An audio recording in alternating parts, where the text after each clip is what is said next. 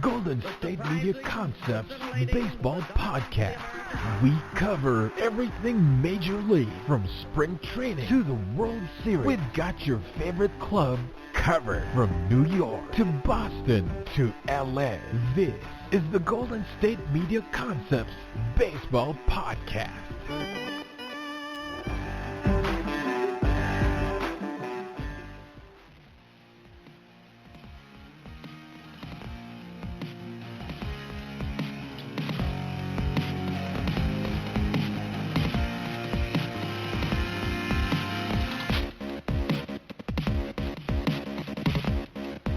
Hello, everyone, and welcome back to the GSMC Baseball Podcast, brought to you by the GSMC Podcast Network. I'm your host, Jack Ridenauer, and I've got a good bit of topics to run through today, obviously with all of the spring training baseball that has been quite the watch, I would say, so far. So I'll touch on some of that and get into other news and headlines that are going around the league. But as always, hope everyone is doing well and staying safe. I'm actually preparing to head back to where I'm originally from in Maryland for a dentist appointment this week, so I'll have quite the drive ahead of me, but it'll be nice to go home for a few days, see the folks. I know since this entire pandemic really came crashing down, haven't really been able to see them much, so it's been really tough not being able to see them, but it'll be nice to see them for a few days, get my teeth cleaned, obviously, which is always a really important thing, and then head right back up to Pittsburgh to get right back to work. But folks, it's going to be a lot of fun today, so I want to jump into the show for today, and I first want to get into any and all of the latest news going around the MLB, touch on a little bit of free agency news and some injury reports, but also a little recap of the last few days of spring training.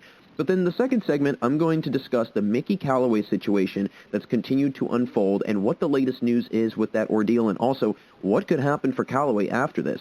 Later on, I'll get into the whole idea of the MLB reshaping the baseballs this year and how that might change baseball, and if that is a good or bad thing for the sport. And then be sure, as always, to stick around for the final few minutes of the show today, as I'll get into another Buy It or Deny It segment, discussing whether I buy or deny the idea that the changing of the baseballs will permanently eliminate the idea of a universal DH. So a lot of things to touch on today, a lot of things to go over. Really glad that you all could join me today. But I want to now open things up in this first segment with some exciting news, I would say, for my team at least, the Milwaukee Brewers, as they made a huge sign in getting the former center fielder for the Boston Red Sox, Jackie Bradley Jr., on a 2-year, $24 million deal, and he can opt out of the after the first year. So this is a ginormous move.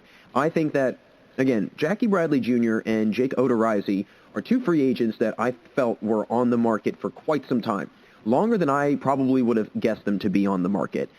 Finally, Jackie Bradley Jr. lands in Milwaukee. I had this weird feeling because I saw these very minor rumors bubbling to the surface of last, I would say, week or so. And I saw a lot of things where the Brewers were in heavy talks with Jackie Bradley Jr., and I'm sitting there thinking, I don't know if that's going to actually happen. And then it did. I woke up at 7 a.m. the other day, and I saw the alert on my phone. I said, no way, this is insane. I can't believe they actually pulled this one off. So a lot of big defensive additions for this Brewers team in the offseason. Not only getting Jackie Bradley Jr., but also getting Colton Wong, two very, very good defenders. But this outfield is going to be, I think, dangerous, right? You've got Jackie Bradley Jr., you've got Lorenzo Cain, and Christian Yelich. All three of them have won Golden Gloves. And then, not to mention, you also have Avisail Garcia, who's lost over 30 pounds in the offseason, and he's going to also be taking a lot of reps out in the outfield as well. But Jackie Bradley Jr., he's going to be, again, one of many outfielders for the Brewers, but I think he's going to definitely find himself in that starting role. I think Cain is going to still be the center fielder, and I think they'll keep Yelich over and right. So I think Bradley will be over and left. That would be my guess. And again, to replace Ryan Braun, obviously Ryan Braun was, I would say, towards the tail end of his career in the last few years in Milwaukee. Clearly not the same defensive player that he once was. And Jackie Bradley Jr., he also brings some offense. He hasn't had a great career average, right, batting .239 while in Boston, slugging .412 over the last 8 years as a Red Sox. But he did have a career year last year with a career-high .364 on-base percentage and a huge .814 OPS, which was one of the highest that he's had in his entire career. And he does have power when he wants to have it, right? He belted 26 homers in 2016. So a guy that is mostly known for his defense. He does bring some pop. He does bring some offense. Very similar to Wong. I think that the Brewers were very wise in who they picked up because Wong and Bradley Jr. are two very similar players in terms of They're very good defensively. They're pretty solid offensively, but they're mostly known for their defense. But, again, it's the extra addition of being able to carry some sort of an offensive load at some point or another. And, not to mention, defensively, like I keep mentioning, that's where he is really thriving. He's been 10th in the MLB out of outfielders in the entire league in defensive run saves since 2014. So this is a guy that's going to definitely save a lot of runs for the Brewers without a doubt. They've got a ton of outfielders, and they could actually be rotated in and out as starters. I mean, Craig Counsell doesn't seem very concerned about sharing the plate appearances and who's going to be getting more time, who's going to be getting more reps. He was quoted by saying, yeah, one day we'll have these three guys, and then we'll rotate, this one guy in, and then we'll kind of just go from there. So it'll be interesting to see how that works out. Not to mention Lorenzo Cain opting out of the season last year due to COVID issues and COVID, concerns, obviously. Also, I believe he wanted to get back in touch with his faith. He's been doing a lot of things in the offseason with, I believe, just, his family, trying to be more involved in that situation and everything else. And I believe he was saying that the only real cardio he got this offseason was running around with his kids, which is pretty funny. And I think that he usually, from the reports I read, he usually goes and works out at the University of Oklahoma's facility, but because of COVID, he wasn't able to. So, he is 35. He's coming off an offseason where he's not really, I would say, in the greatest shape that he's come into spring training. From what I've heard, they've actually slowly kind of trying to gradually build him back up into an everyday playing shape. And right now, that I think Craig Counsell, he sent him some workouts to do during the offseason, different plans to follow, so on and so forth. And he was, following them in an incremental pattern and starting to build up and build up and build up until, we get to opening day and he can be ready to go. So I think this is a game-changing move for the Brewers ultimately. I think it was wise that they went out and got Jackie Bradley Jr. because who knows what's going to happen with Lorenzo Cain. If things with the virus continue to roar on in the summertime and people are continuing to worry, he might be another player that decides to opt out, rightfully so, obviously, if it's out of health and safety. And so I think that it was good for them to go get somebody like Bradley Jr. because no matter what, he's going to be there. And if Cain decides to opt out, then they won't have to worry about scrambling around who's going to be their next outfielder. They'll still be able to have Jackie Bradley Jr. there. So really good move. I think that this actually might catapult them into first place for the NL Central. I mean, now they are my favorites to win it because of those ads. I just feel like they made bigger moves than the Cardinals, the Pirates, the Cubs, and the Reds all did, right? The Cardinals' only big move was getting Arenado. That was it. They didn't make any other moves. So ultimately, it's going to be an interesting year in the NL Central, but I want to get into some injury updates now for a few players and what it could mean moving forward towards the season and also what it might kick into gear in terms of some free agency signings. So recently, down in spring training, Astros pitcher Fran Bervaldes fractured his left ring finger while fielding a grounder the other day in an exhibition game. This is going to be detrimental. I mean, this is going to be really bad. They have not released a timetable as to when he will return, but according to MLB Network insider John Heyman, the team does not think that he's going to, or at least Heyman does not think that he's going to be returning in 2021. So he might be out for the entire season. And 2 of the last 3 years, Valdez has been tremendous in the MLB. I mean, his ERA plus has been above 120. Not a huge starting factor, more so coming out of the pen. He can start. He does have the capabilities of that, but he's more so an efficient reliever, and they're going to really miss his arm and his pitching coming out of the bullpen.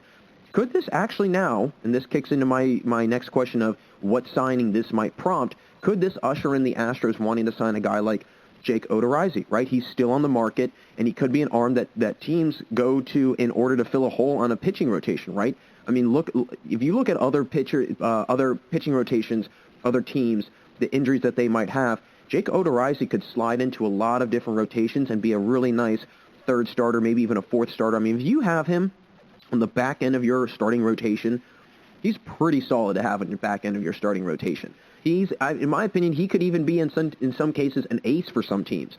But I think that Odorizzi, he might now be ushered into being signed by the Astros, right? I know that the Phillies have been very interested in him as well, the Angels also. So there are some suitors out there for Odorizzi. So it'll be interesting to see what the Astros do after this Valdez injury, and hopefully Valdez can get back onto the field sooner rather than later. Hopefully it's not a season-long injury, because if so, that would be really, really crushing to the Astros. But then some other injuries going around, kind of the spring training, the MLB. Cole Calhoun from the Diamondbacks is day-to-day, and probably will be that way for a while after recovering from knee surgery. I believe the timetable on that recovery is 4 to 6 weeks, so He's going to be out for a little bit. Definitely a big power bat in their lineup that they're going to miss. But when he gets back, I think that he can do a lot of damage. I think that he's not a big average hitter. He's not going to hit for a huge average. And I know, and again, I'll get into this later on in the show, but with the deadening of the balls and everything else, that might affect his numbers a little bit, but we'll see how he bounces back from this injury.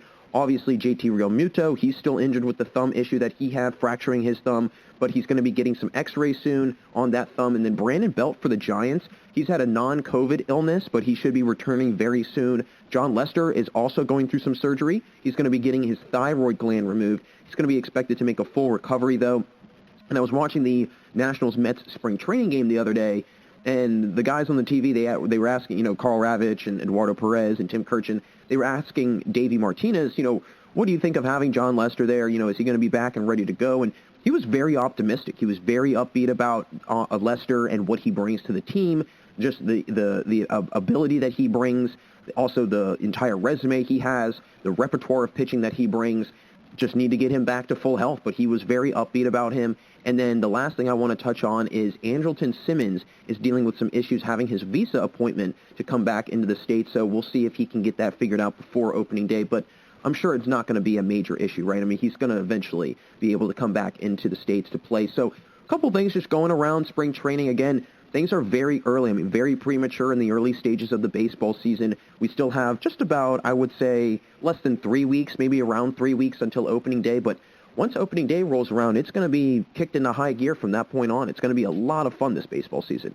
But there have also been some teams and players that have really, I would say, stuck out to me early on in the spring training session of games. And I want to highlight and run through a few things that I really, really liked and kind of took note on and are especially very excited for and very impressed with so far. First things first, watching the Mariners-Cubs game the other day, incredibly impressed with the Mariners. I mean, they hung right there with the Cubs the entire time. They're playing with younger players. I mean, most teams are, right? I mean, this is spring training. That's the point of it. But the young core and the young talent that the Mariners possess, I think, is going to be something that people are going to be taking and paying close attention to in the next couple years, right? I mean, manager Scott Service, he was talking about it on TV. He said he's excited for this young group, and I agree. I think that they've got a lot of young talent. They're one of the youngest teams in baseball. Their average age is around 26 to 27 years old. But what I loved is that Jared Kelenic plays with so much confidence, plays with so much ferocity, and just he is a player that he's so much more mature as a player than his age, right? A young guy, but he plays at such a high level, smacked an absolute bomb against the Cubs. And when I mean it was a bomb, I mean that thing flew, and you could tell, I mean, the crack of the bat was impressive. And I think having him, and then not to mention Kyle Lewis, that's going to be a really tough duo down the road. I'm really kind of excited to see how those two develop and how those two mature in Seattle. And also, as time goes on, what they do as an organization to try and build around those two. Because I think that Seattle's been waiting for a while to have somebody come around that's going to almost be, their franchise savior, if you will, or try and pull them out of the doldrums of this long, very, very long playoff drought that they're in. I mean, they haven't been to the playoffs in 19 years, going on 20 years now. So a long time since they've been to the postseason. And you obviously had guys at some points or another like Ichiro, and you also had, Felix Hernandez and whatever else. So it's going to be a very interesting next couple years in Seattle, right? I mean, they've got Kyle Seager there. He does a really nice job. I mean, they've got a lot of pieces that could be really, really good. So I just am curious to see what the organization will do moving forward. But another team I was very impressed with, and rightfully so, I mean, I'm not shocked that I was impressed with them, was the Mets. I thought they had a lot of bats to go into in the lineup against the Nationals. I mean, they had a lot of guys that were producing from the plate. And Brandon Nimmo, he's going to be scary. I mean, I didn't realize how big he was. He's a large human being. He's got a nice swing, a nice smooth swing. It's a little bit of a long swing, so I can see, if pitchers are trying to pitch outside to him, he can become kind of a chaser, if you will. But, I mean, if you throw a ball on the inside half of the plate towards, the left side of the plate, he's going to send that one to the moon. And he did. I mean, there was one, I was taking notes, actually, for this show, and I just heard this loud crack.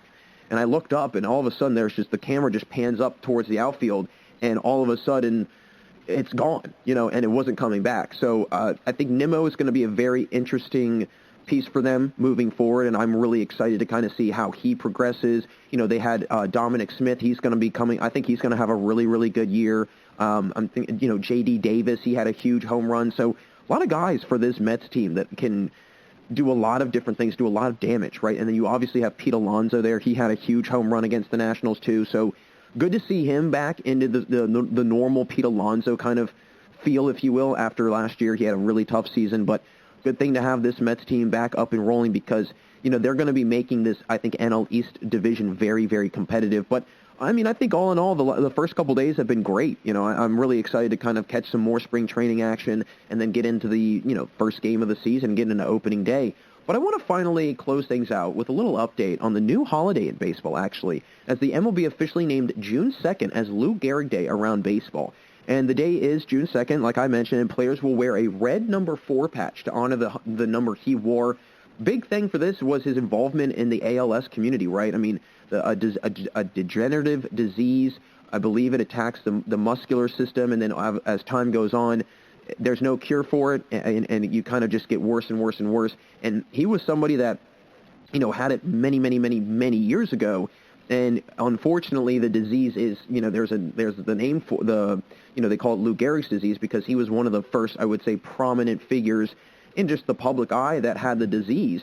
So as time kind of went on, I think he kind of became a fixture for the ALS community, and he was very active and very involved in his work for that as well. And, it's been incredible to see what the MLB has done. They've been active on their end in raising money for ALS funds. And now he joins, obviously, Jackie Robinson and Roberto Clemente as the only players to have an entire day dedicated to them only. So he joins very elite company, very, very special company. He was known as the Iron Horse, obviously, because he never sat out and always played. And he had the streak for the longest consecutive games played before Cal Ripken came along. And I think it was unfortunate that Lou Gehrig did battle with that disease because that did cut his time short.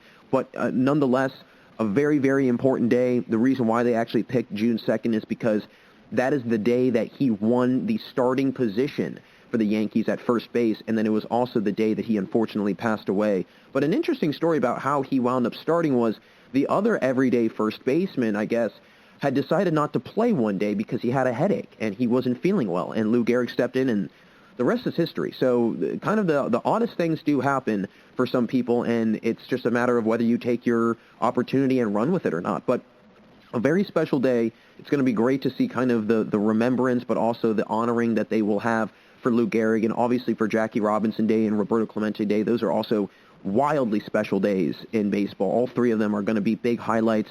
So it'll be also nice to just, have all the MLB players pay their respect and pay their honor to these players that came well before them, almost these pioneers of the game, right? These people that completely changed the game of baseball for the better. And so I think that is a very important thing. And again, props to the MLB for giving these gentlemen their days and their day of recognition, because they definitely do deserve it for what they did to the game of baseball. So that'll do it for us in this first segment, folks, but don't go anywhere, because when I get back from the commercial break, I'm going to discuss the Mickey Callaway situation that continues to unfold each and every single day, and what might happen to Callaway when the dust does settle in this situation. But folks, stay right there, because we'll be right back here on the GSMC Baseball Podcast. This is your ultimate stop for everything sports. The Golden State Media Concepts Sports Podcast. Should I say more? From the NFL, MLB, the NBA, to MMA, it's all in here. The Golden State Media Concepts Sports Podcast. Listen now.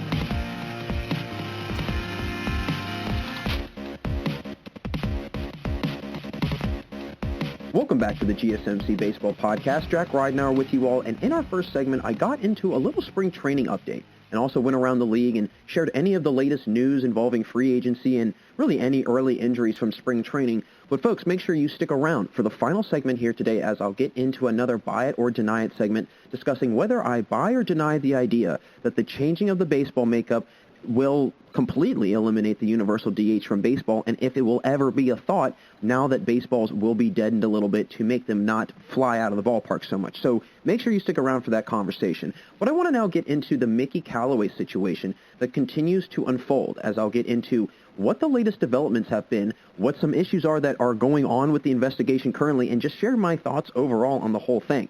But just to briefly recap, just to speed up anybody and get everybody up to speed who might not know all the ins and outs of what's going on. Basically, Mickey Callaway has been a pitching coach, and then he became a manager for the Mets, but then he was fired, and then he was hired as the Angels pitching coach this past offseason, but he's now been suspended from that role because of all of these sexual harassment allegations, sexual harassment complaints, everything that's been filed against him by numerous women that worked within the Cleveland Indians back when he was a pitching coach with the team. So a lot of stuff is starting to resurface. A lot of things have been going around about him, and he apparently was sending inappropriate photos to a few of these women. There were, I believe, 5 women initially that came out to complain, and then as time has gone on, there's been an increase of women coming out and saying that he also did the same thing to them. He even at times would ask for pictures back from them, and he was ultimately, again, fired by the Mets. It was an unrelated issue, but then now he's with the LA Angels as their pitching coach, and like I mentioned, he's been suspended from that role for the foreseeable future, at least until this investigation is over. And he did all this when he was with the Cleveland Indians, but there was actually some very disturbing developments in that he actually also was doing it even further beyond when he was just with the Indians, when he was in their minor league system as a pitching coach. So this is a whole big situation, and I'm going to get into every nooks and cranny of it as much as I can, at least, because it's something that's just continued to unfold. As you flip through the pages, it just seems to get worse and worse. So right now, again, there have been more women from the Indians coming forward to file complaints, and this has been the biggest kind of, I would say, piece of it all. There's a gentleman who is married to a woman who had a consensual extramarital affair with Callaway. And he went up to the Indians, and he was going to their general manager, to the PR people, to everybody, and he was making complaints against Callaway, saying that he sent his wife inappropriate photos to her, this, that, and the other. And this is where things get really fishy, because apparently when he would make these complaints, and mind you, he filed numerous complaints year after year after year, and he was very persistent on it. He went to the public relations, and again, they kind of forwarded him along throughout the entire organization and whatnot, and eventually got to Terry Francona, the manager of the Indians. And the issue, I guess, was then, I believe the wife and a lawyer that the wife and the husband had hired, or a lawyer that the wife had hired, they both had been quoted saying that they had told the situation to Terry Francona themselves. So Terry Francona was aware of this issue. Not to mention, the general manager of the Indians and the president of baseball operations also knew about the complaints, and they did not do anything to fix it, to try and correct it, to try and discipline him, or anything. So after a month of investigation or so, more reports are starting to come out saying his behavior has actually, again, going way back to his minor league coaching days. And what's even, I would say, more disturbing is that the Indians were willing to look the other way because he had a reputation as a good pitching coach. He was pretty much, as they would say it, the worst-kept secret in the organization. That's what members of the organization were calling this, the worst-kept secret in the Indians organization, really the worst-kept secret in all of baseball, right? I mean, that's very, very alarming to know that high-ranking officials in an MLB team are willing to withhold information and are willing to almost cover for a guy who has numerous complaints against him. Now there's a husband getting involved who is complaining towards the team, and nothing's being done about it. He's continuing to have a job. Now, as the reports did read, he was disciplined within the organization. He did get hit with fines. It did kind of, hinder his reputation within the organization. But the idea of him continuing to have a job, and he was, again, there was all these complaints and everything was just piling up against him, he was still being employed by the team. Now, Callaway has denied the idea of using his status as an MLB coach to harass women. He does admit to having extramarital relationships, but these other harassment allegations he is denying. So it's an ongoing investigation to see what has really happened. But the team president, Chris Antonetti, he said that when the story first broke, that was the first that he heard of the situation. So again, a little bit of contradiction there when there's reports saying that the president knew about it, and then the president is now saying, I didn't know about that until it came out. So very contradicting. Two kind of opposing accusations on, again, from the same individual. And there were even former teammates of his when he was in the minor leagues, when he played, who said that he would, Callaway that is, he would hit on their wives or on their girlfriends, and he was just a flirt with women during warm-ups overall. And there was a couple teammates who were very, very adamant about how it was hard to play with a guy who's always hitting on your wife or always hitting on your girlfriend. He would go up against the, obviously the stands where all the fans would try and hang out and get, autographs or whatever, and he would just go up and just flirt with women during warm-ups. And the guys would say, we're trying to warm up, and there's Mickey over there trying to, get some girl's number. And it was just so shocking that there was this many complaints filed, and there was nothing done. There was literally nothing done. And it kind of makes me wonder what these organizations are willing to do just to win, just to achieve their bottom line.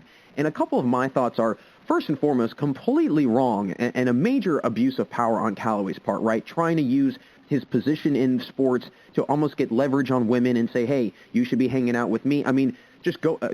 I read through this story on The Athletic because Ken Rosenthal and a bunch of other reporters were very, very on top of this story, and they did a phenomenal job on it as well. I mean, very in-depth. And just the different scenarios and the different situations that were being told about how these women would say, yeah, he would send us these pictures, and he was always harassing us. And not to mention, there was at one point or another in the Indians organization, whenever there was a new girl or, a new woman that was coming in and working there, a lot of other women would go up to them and say, hey, watch out for Mickey Callaway. Like, he's creepy. He had that notion about him throughout the entire organization. All women in that organization felt very uncomfortable around him. They said that he would give them weird, awkward stares, and they would just glare at them. And it was very obvious that he was trying to make some sort of passive move or whatever it might have been, and they just felt very uncomfortable around him. And the fact that the Indians knew this and, again, did nothing, that does, again, make me kind of wonder, what is baseball, what are these organizations, what are these franchises going to do to correct this issue? Because it's going to just continue to be negative publicity towards them. It's going to affect them in the long run because, let's face it, fans aren't going to want to root for teams that are covering things up like that, right? They could lose fans. As a result, they could lose money. It's better to handle the situation as opposed to just letting it slide. And the other thing about this also is not only should the Indians be ashamed of this, but the Mets should also be ashamed of this because they handled the situation, I feel, very poorly as well. I mean, this is probably why they acted so swiftly with Jared Porter when he had all of his issues coming up, because they did not want to have the same situation they had with Mickey Callaway. Because the husband of the wife, he actually wound up contacting the Mets after Callaway was hired by the Mets, and so they knew about it. The Mets knew about that, and they didn't do anything after that. So very similar to the Indians. And like I mentioned, the Mets have had their fair share of problems in this past offseason in front office management. Jared Porter, very similar situation here, sending hundreds of unsolicited text messages to a reporter, inappropriate pictures, all the sort. And they, again, acted very swiftly on it because they probably knew that if they didn't, then they would probably be in a little bit more hot water than they are now with this situation, because it would be 2 times that they let somebody who they knew was doing something wrong continue to work in their organization. And the fact that the husband, and I have to give a lot of credit to the husband for being persistent on this and not giving up and not letting him get away with this. Going up to the Mets and saying, hey, he did this, and they weren't able to they didn't do anything. They allowed it to just continue on. They just allowed him to continue to be the manager. And he was ultimately fired, but the fact that he's, again, now back in baseball, he's continuing to get hired by teams. And there's a clear line blur, I think, where the bottom line is and just where winning kind of trumps taking care of people and treating people properly. I think that's a big, big problem. There's a big kind of blurring there of where that line is and where it's like, okay, we're going way overboard just to win. Just because this guy's got a good coaching reputation doesn't mean he has a good character reputation, right? So as a result, that then now reflects our organization, that reflects us as people who hired him, and then that's going to look really bad in the public eye.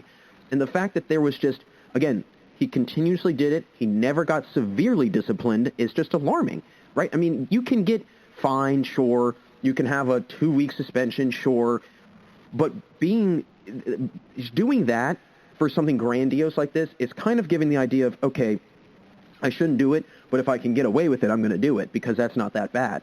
But now, again, all of this is starting to surface. This could not only be really bad for Callaway, but if things continue to come out and more reports come out that the Indians were very, very aware of this, and even the Mets, that could be really intense. That could really, really, really come back and bite both organizations severely. And I think that, it's just so unfortunate that there was even employees in the Mets organization that, when they said they approached him about it, he kind of downplayed it. So I don't know if the Mets were really as aware of it as maybe the Indians were, because, again, maybe Callaway was just stringing them along. Maybe he was saying, oh, yeah, it's not that big of a deal. This happened, that happened. And he might have just been honest to a certain degree about it and omitted a lot of different, details about it. And then all of a sudden, now we have this situation a couple years later, and they're like, well, this is what we were told about it. I mean, how were we supposed to know? So it's a huge, sticky situation that I think everybody is in.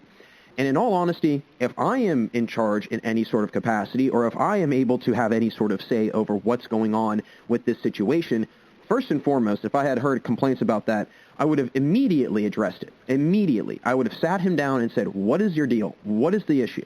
And then I would have said, okay, we're going to have to discipline you moving forward. And then I probably would have even probably gone so far as given him, a whole year suspension, maybe just even fire him, really kind of set the bar as to what an organization is expecting out of its employees. You're expected to uphold a certain standard. Again, you are representing a public entity in a professional baseball team, and if you're not able to conduct yourself in a proper manner, that's a problem. That should not be allowed. It wouldn't be allowed if you worked at J.P. Morgan, and it shouldn't be allowed if you worked for the Cleveland Indians. It would not be allowed. And so I think that is the issue that some of these teams have, is that they are willing to allow things to slide in order to, A, cover themselves, and B, continue to win and get their bottom line. But now I think that there could be some major ramifications for these teams because, like I briefly mentioned, fans are not going to want to root for teams that are basically condoning this and supporting this. And if you've got a guy like Mickey Callaway, and I'm sure, and again, there's been many other instances in baseball. We've even seen in the past couple months, right, the Mariners president having to step down for what he said, Jared Porter being fired for what he did. All of these gentlemen that are doing these incredibly inappropriate and just way out of line things, and yet somehow, some way, some of them are still able to be employed.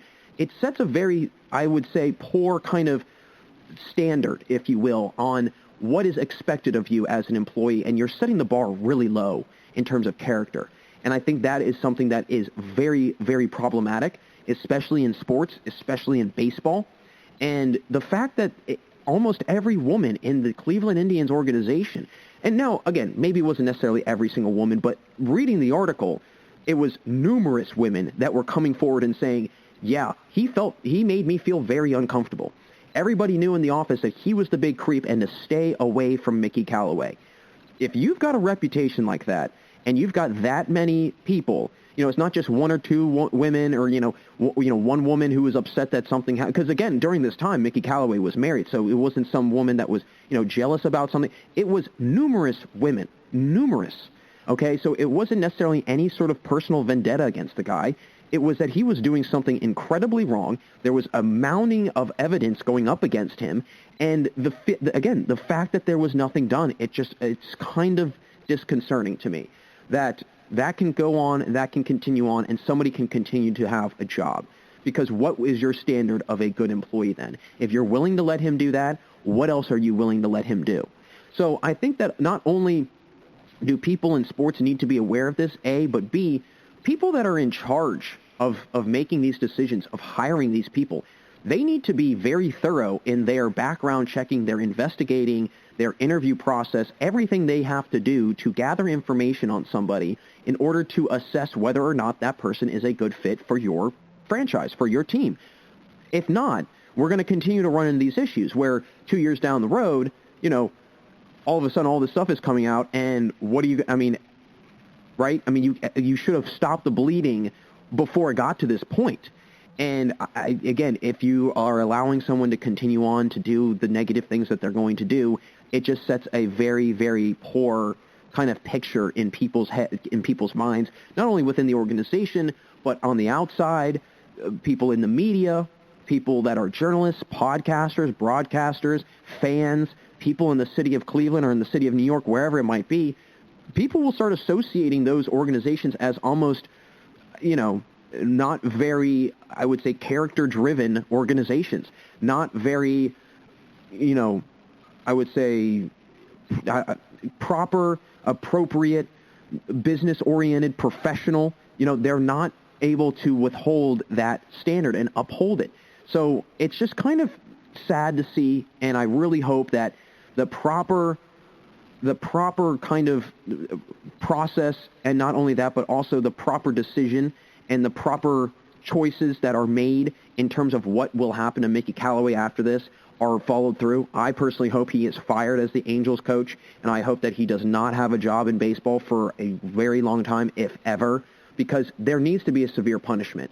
And he's gotten away with it too long, and now all this stuff is surfacing, and I really do think that he should be, again, disciplined swiftly, and they should do something quickly, because if not, and they continue to let him stick around and whatnot, it's not going to look good. It's not going to set a pretty picture in people's minds. So hopefully this gets resolved sooner rather than later, and hopefully, again, the right decision is made as to what the team and really just the MLB in general should do with Mickey Callaway. So that will close things out here for us in our second segment on the GSMC Baseball Podcast. Thanks again for tuning in. And coming up after the commercial, I'm going to discuss what the latest development is with the MLB changing the makeup of baseballs and what that could mean for the sport as a whole and the players in the league as well.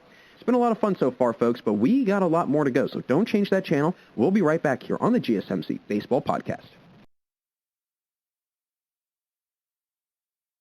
Tired of searching the vast jungle of podcasts? Now listen close and hear this out.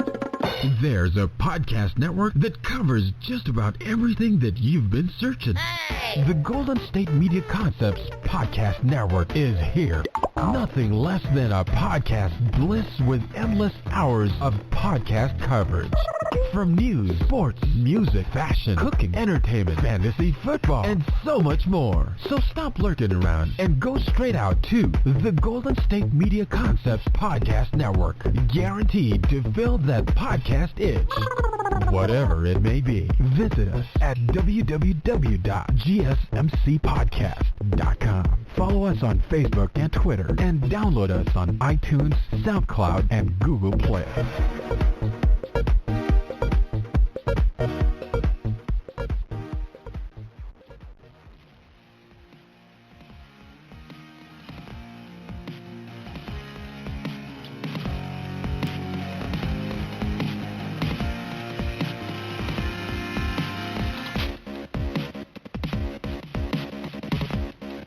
Welcome back to the GSMC Baseball Podcast. Great to have you all here still with me today. Jack Ridenauer again. And in the previous segment, I got into discussing the latest update on the Mickey Callaway situation and sharing my thoughts about the entire issue.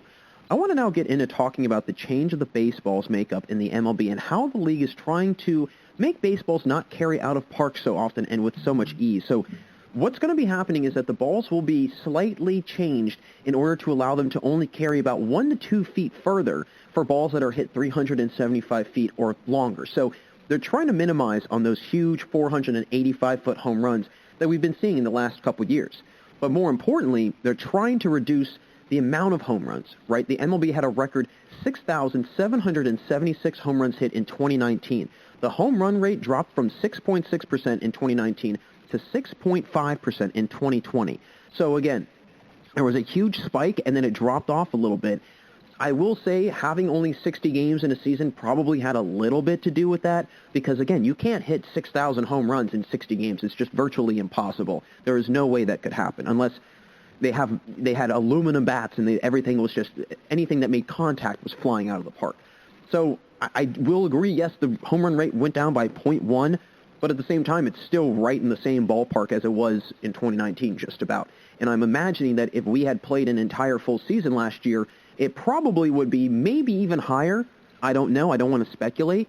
But look at some of these players that have put up some incredible numbers over the years, and a lot of them are doing it off of power. You know, their averages are not very good, but their OPSs are through the roof. Their slugging is through the roof, but their average is around 260, which in normal speaking terms, a 260 average is pretty below average. I mean, it's very mediocre. So it's kind of interesting how the dynamic of who is a good baseball player and who is a good hitter has somewhat changed over the few years. And now, according to scientists, the reason the balls were flying so much in 2019 was just because of the varying heights of the seams on the ball. So there was different heights of seams on the baseball that, for whatever reason, again, some scientific reason that is way over my head, basically it allows the trajectory and allows the ball to carry through the air much quicker, much further, and much longer than if it was moved ever so slightly lower. And I think that's just such a mind-blowing concept that literally by a fraction of an inch or a fraction of a centimeter, that there can be a change in the seams of the baseball, right? I mean, that is impressive, that minor little change can make that big of a difference. And there also had been an increase in the core. So the core is the coefficient of restitution, basically just the bounciness of the ball and how much the ball gives when it comes off the bat. And it floats between 0.53 and 0.57. So generally in that ballpark. But as you get towards 0.57, that's where the bounciness is at probably its peak, and it's really flying off the bat. And so that is why the rate was starting to go up that way, is because the core efficient, the coefficient of restitution of the ball was getting near that 0.57 area. But now they've taken a few windings of the core off the ball to make sure it's not so dense to affect the bounciness, and they think it can definitely decrease the ball's weight by about 2.8 grams, and it won't change the size of the baseball. So they're essentially just trying to keep the same size, but just change the weight of the ball. And they're trying to just essentially deaden it so it doesn't go so far. Now, other teams will be also, and they've already started doing this, but other teams are going to start doing it more. Basically, teams will have these humiditors in their facility and in their stadium, usually in a basement somewhere where they can keep things stored at a very cool temperature. And the point of that is to make the balls not so, again, dense, to make them a little bit lighter so they don't carry as far. Right, there's a lot of teams. I know the Colorado Rockies are a big team because of just the thin air in Colorado. It's known as a home run hitting ballpark. And so as a result, it's easier for balls to fly out of there. And I'm sure when the ball is very dense, it's probably incredibly easy for the balls to fly out of there. So I think that having these humiditors, allowing the ball to get loosened up a little bit, not so dense, not so wound up so tight so that when it comes off, it's just scorching hot, I think that can be a beneficial thing for baseball. Not to mention, think about it this way: if you're, and they've even discussed it, and I think that's what, obviously the net being implemented all along the foul lines has definitely, foul territory lines has been a big thing. But I mean, think about the balls that come scorching off of the bat, and it hits somebody in the stands, or it hits an opposing pitcher, and it does real serious damage. I mean, if some pitchers are not lucky, it could do some really, really scary damage. And so I think that it's also, some of it has to be a little bit of a safety factor, because if you take a little bit out of the ball, they're not coming out so fast, and then guys can react a little bit better. And also, if they do get hit, it's not going to be as severe as it would be if the ball was coming off much faster. Now, the home runs hit between the 30 teams in 2014 was only a little over 4,000, right? 4,186. And the rate of home runs hit was 1.16 in 2016.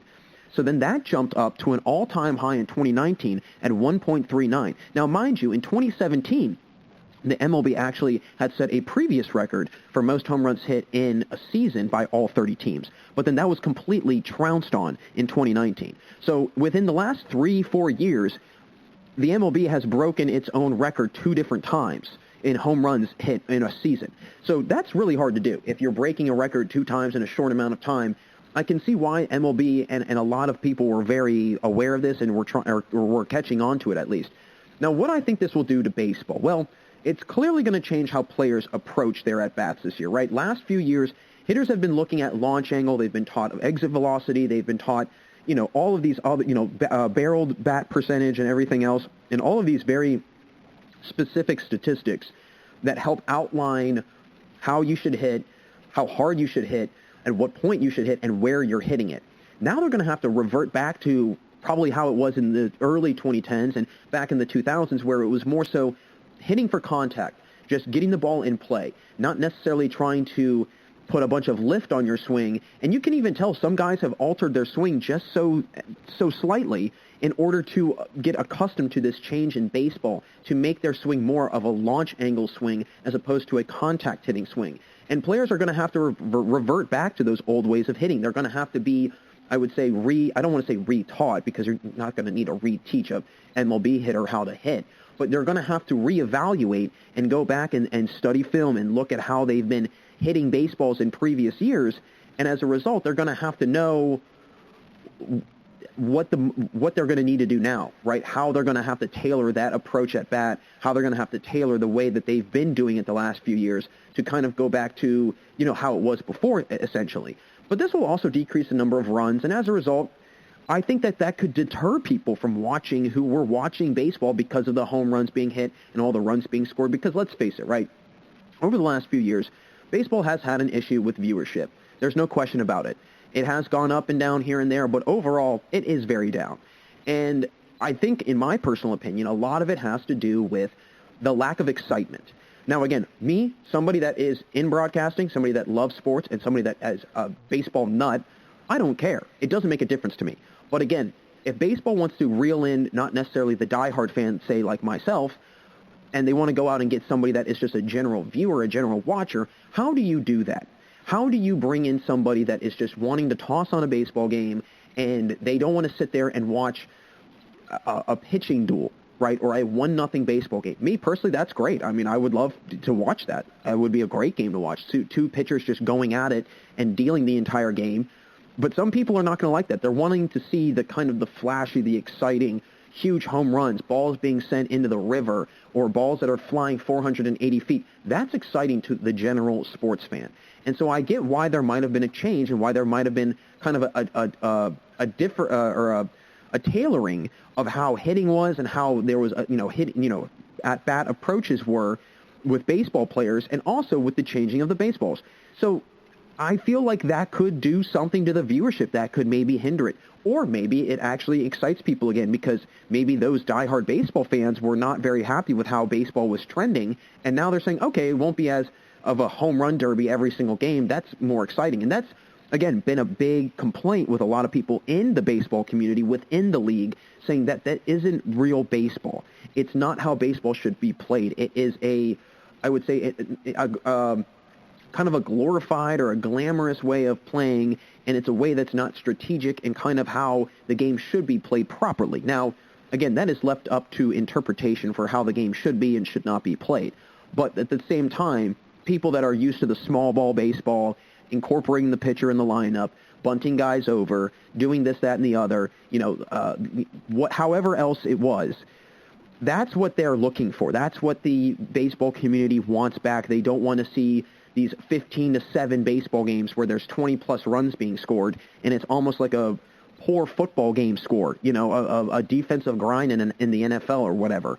And so I think that it could go either way. It could deter the regular fan, but it could bring back the diehard fan who might have walked away from the game. Who knows? But I think what it will be a blessing for potentially is pitchers.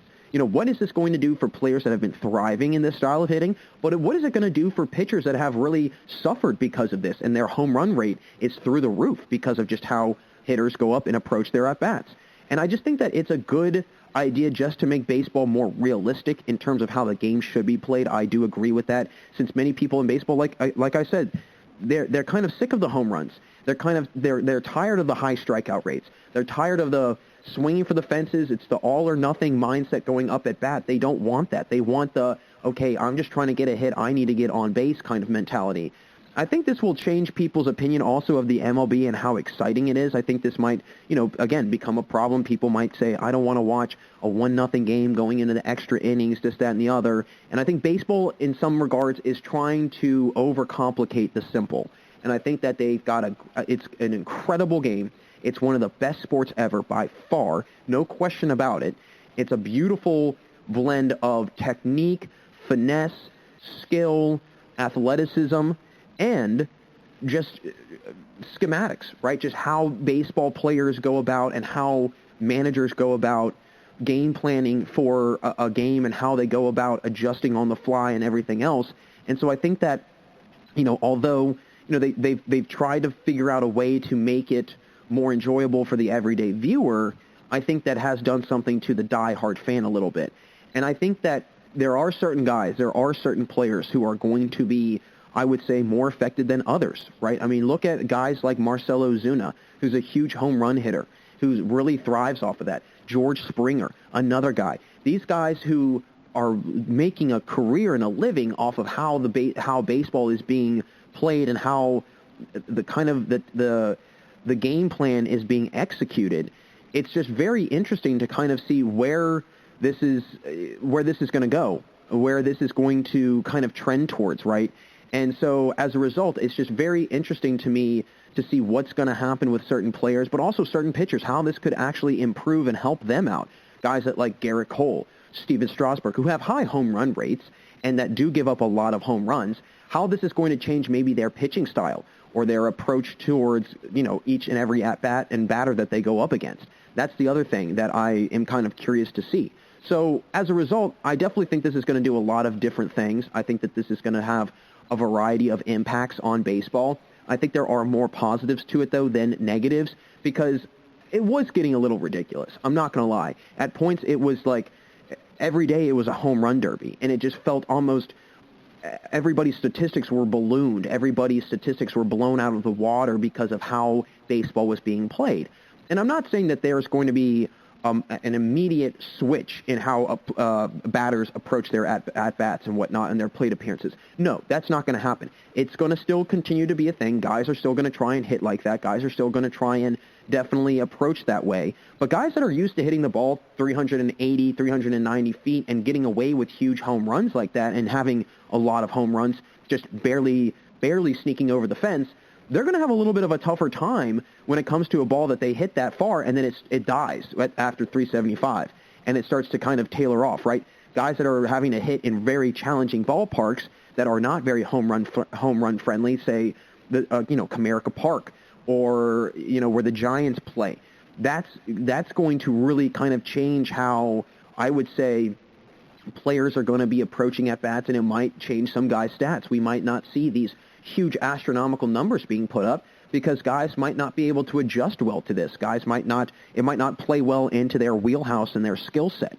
So I am very curious to see what this will ultimately do to the sport of baseball. Again, I think it will have more positives than it will be negatives, but I'm sure there are going to be some hitters that aren't too happy about this. I'm sure there's some pitchers that are going to be elated over this and very happy, and I think it's going to be a mixed review from fans in terms of kind of what they feel on it and how they're going to receive, kind of perceive it and accept it, and whether they're going to like the lack of home runs or if they're going to enjoy the lack of home runs, or if they're going to not like the lack of home, or they're going to, whatever it might be, right?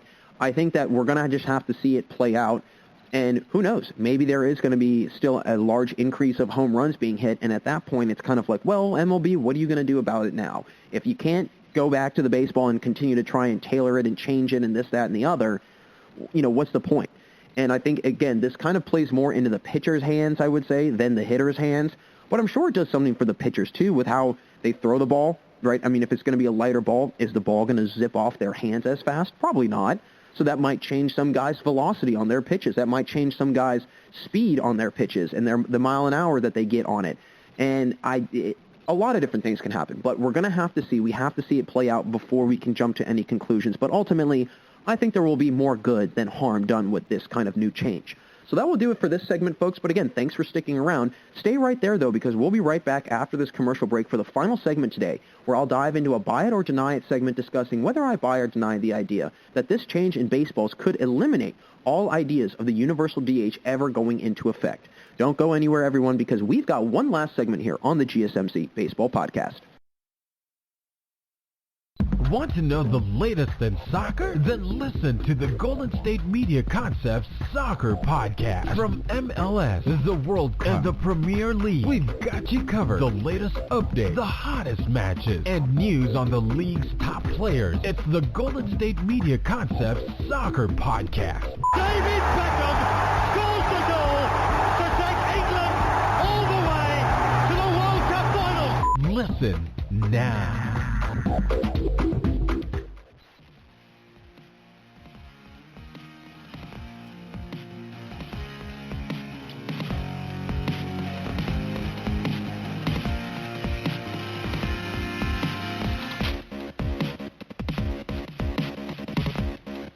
Hey everyone, and welcome back for the final segment here on the GSMC Baseball Podcast. Jack Ridenour still with you. And in the previous segment, I discussed the latest news on the MLB changing the baseballs to make them carry less and reduce the amount of power that hitters have had when hitting over the last couple seasons. But I want to now wrap things up with a buy it or deny it, discussing whether I buy or deny the idea that this change in baseballs, will this completely eliminate the idea of the universal DH ever going into effect? As we know, the universal DH has become a very, very hot topic in recent years. A very hot topic. That, the expanded playoffs with this past season as well, and everything else. And so, as we know, the universal DH is not going into effect this year. It's been rejected. It's not wanted. I believe the MLBPA decided not to go forward with it.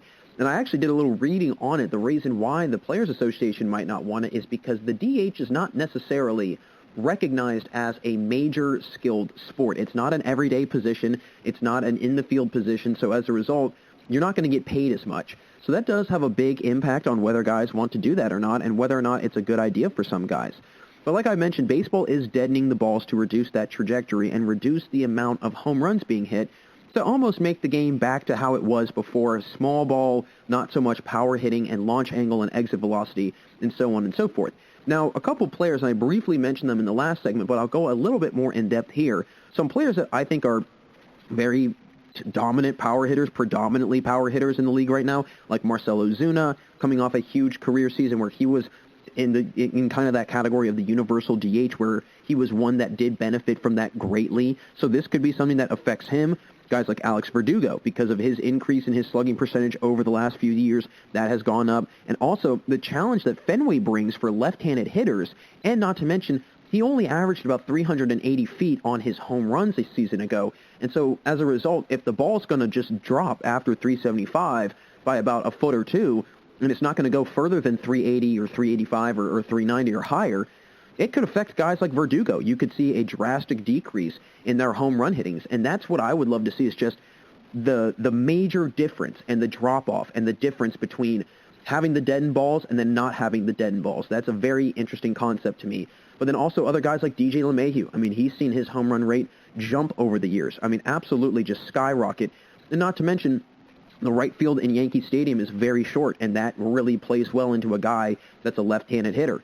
So as a result, that could affect, things for him hitting-wise. So I think players will definitely suffer from this. I think there will be some guys that are going to greatly, greatly suffer from it. But then there's some pitchers that could benefit from it. Pitchers with high home run rates like Dylan Bundy or Chris Paddock. They have been absolutely getting just torched with the home runs over the last few years, especially Chris Paddock. And Paddock is a guy that he's come into the MLB, a lot of high praise, highly touted recruit, big-time prospect, and he really hasn't done much. And I wonder if there is a correlating factor to the home run hitting and kind of that overall increase in home runs being hit and him pitching and how that affects his overall pitching. But there's a drastic increase, I would say, in want for the universal DH since the home run rate jumped for the league. And I feel that even though there isn't an acceptance of it, for some reason I still have this weird inclination that there are players out there that want this universal DH. They want to be able to be in the lineup hitting-wise on a daily basis, not necessarily have to go out in the field, because let's face it, right? When you're going out in the field on a daily basis every single day, and then you're having to go up at bat, that's a lot. It takes a toll on you mentally and physically, and hitting is a big mental aspect, right? I mean, I would say that hitting is probably 70% mental, and the rest is physical. Just the strength and the coordination and the timing and everything else. But a lot of it is mental, and a lot of it is being aware. And I feel that if you are being focused only on one thing, whether it's hitting or just pitching, it makes your job a lot easier. You don't have to worry about going out in the field and knowing how to line up in the outfield, how to play, if you should shade over, where the pull is going to be, where the shift is going to be, so on and so forth. These guys that can just focus on hitting, it's going to allow their careers to just explode, I think, in a really, really good way. And I think players are also there, again, starting to tailor their game towards this massive power-hitting approach, if you will, towards the plate, and how they go up at bat and how they go about their at-bats, and thinking that, okay, I want to try and get underneath this ball, but I want to swing all the way through. I want to swing with a huge amount of velocity, really try and get this launch angle up, because I know that if I get it up at a certain angle, that ball's going to fly and it's not going to come back. But now with the balls being deadened, again, guys like Verdugo who aren't averaging really that big of, I would say, a distance on their home runs, it's going to really affect them. It's going to really affect their games. And I think that it could even make, I would say, the designated hitter in some regards harder to excel at when the main point of the position is to hit and drive in runs and to have big, massive, collections of hits, home runs, big doubles, big triples. So guys that are DHs, like in the AL right now, they could be affected by that greatly, and it could really hinder how they do things and how they approach things. So as a result, I mean, imagine, first things first, we don't have the universal DH, but imagine the guys that are DHs right now and who suffers from that, right? Who is going to suffer from that? And that could, result in somebody having a downtrend in their careers, starting to really struggle, starting to really not put together, I would say, a very solid run as a player and a solid amount of skill. And I think that could definitely do a lot of things for some guys that are strictly DHs. It'll make it harder for them to excel at that position. And I'm not saying that players won't be able to hit. Obviously, guys are going to have huge numbers no matter what, because in previous years, guys had huge numbers even when this wasn't a big emphasis. But I think that those numbers are going to dip down no matter what. But I think that they could wind up putting up better hitting percentages. And so I think you might see a little bit of a flop. There might be, and I don't know if that's necessarily true, if you'll see a going away of looking at the OPS and looking at the slugging and not so much the average, and kind of going back to looking at average more so as opposed to OPS. I feel that OPS is here to stay, and that aspect of statistics is not going to go anywhere because there are proven methods behind it. If you go out and find those players that excel at that certain point or part of the game, it's going to do wonders for you as a team. So I do see OPS still staying around, but we might go back to looking at batting average more heavily than I feel that a lot of people have in the last couple of years because, I mean, for me personally, I've started to look more at the OPS, looking at the slugging, looking at the OPS plus, looking at the power numbers, as opposed to the contact numbers. Now, I still do make note of the contact numbers because if there's a guy that's got an 850 or higher OPS and he's batting above 300, he's just an overall really good hitter. And those are, I think, the best combination of numbers that you can put together for a guy. And again, the universal DH was rejected this year, and it's a constant conversation.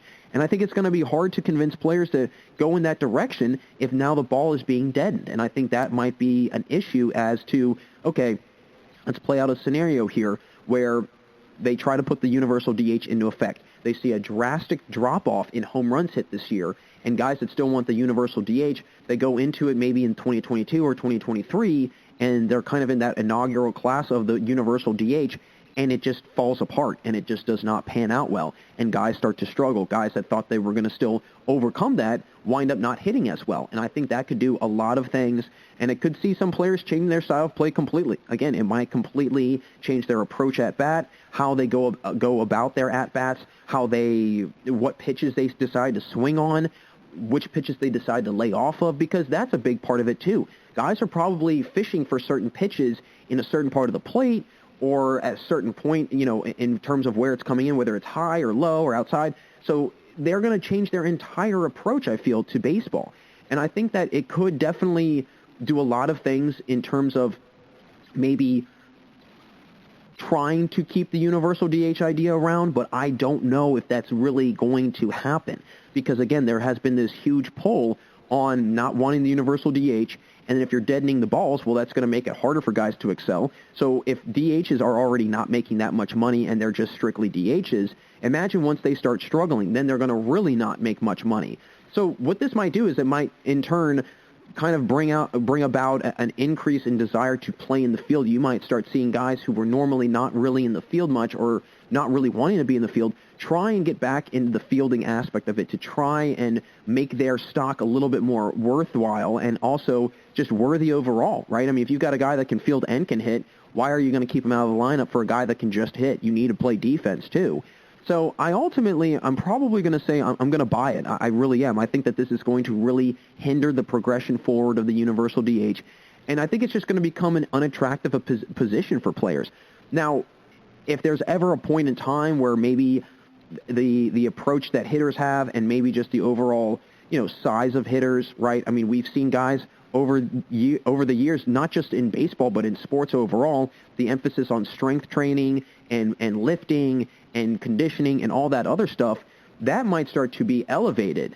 And as a result, that might start to creep up And then you might still have guys coming out and hitting huge home runs and being able to overcome this deadening of the ball. So maybe down the road, after guys have become acclimated to this, you see a little resurfacing of the universal DH idea.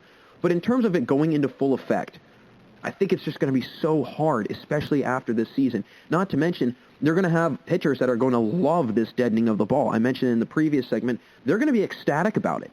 And so you could see maybe a fighting of the pitchers if they decide to keep the universal DH idea around or even put it into play. You could see some pitchers saying, I don't really like that. Now I have an increased chance of giving up more home runs. That's going to affect my role in the team. That's going to affect my playing time. And that's going to affect my pay and everything else and my job overall. But I will say there's a caveat to that for the pitchers, because I think there are pitchers out there that would be very happy to not have to bat, right? They don't have to worry about getting injured. They don't have to worry about getting hit by a pitch, a ball hitting them on the hand, towards the bat, whatever it might be, fouling a pitch off of their foot, running down first base and twisting their ankle on the first base bag, whatever it might be. So there might be some pitchers out there that are in huge support of this rule so they don't have to hit more so. But I just feel that if the balls are being deadened and guys are not going to be continuing to trend in that direction, then what is the point of the universal DH going to be? And I just feel like the idea is going to start to get phased out. I think that it was a great idea for the time being and for the situation that we were all in. But ultimately, I just feel like it's going to become an obsolete thing if baseballs are not going to be traveling as far. So there's not going to be this huge emphasis on power, and the DH is a power-oriented position. So ultimately, I would love to see it stick around. I would love to see the universal DH, be put into effect, because I'm a big fan of it. I think that it makes the game exciting. I think that it adds a new element to the game. I think it adds a new approach to the game as well. And I know if you probably ask 10 people, you're going to get 10 different answers on this. But I ultimately do think that if you keep the universal DH idea around, you try and iron out some of the details, it could come back and really help you out more so than hurt you. And I feel that for whatever reason, there's this big-time resentment, and I'm sure there are guys that want to make the more money that they can and this, that, and the other.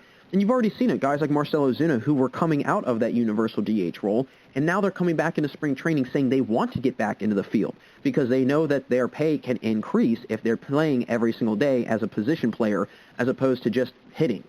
So I think that I'm going to have to buy it. I do think that this is going to definitely hinder the progression of the universal DH, and I think that we might not see it come into full effect for an even longer period of time.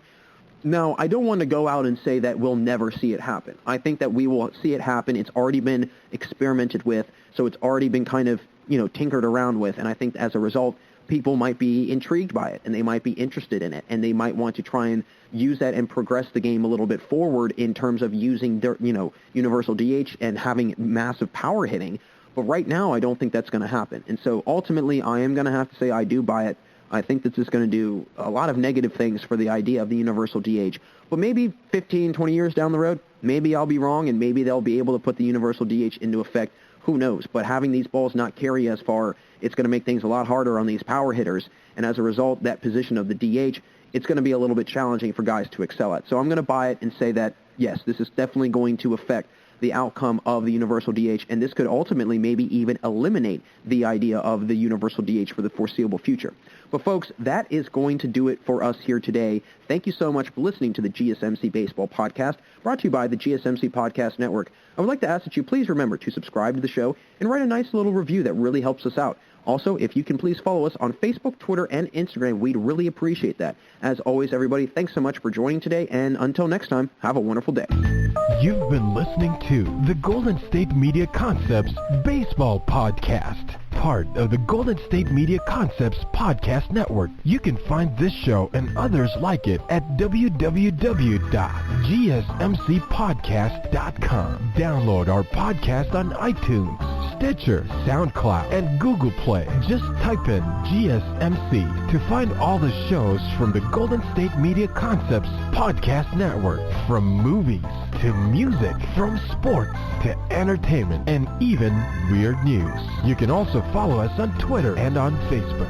Thank you, and we hope you have enjoyed today's program.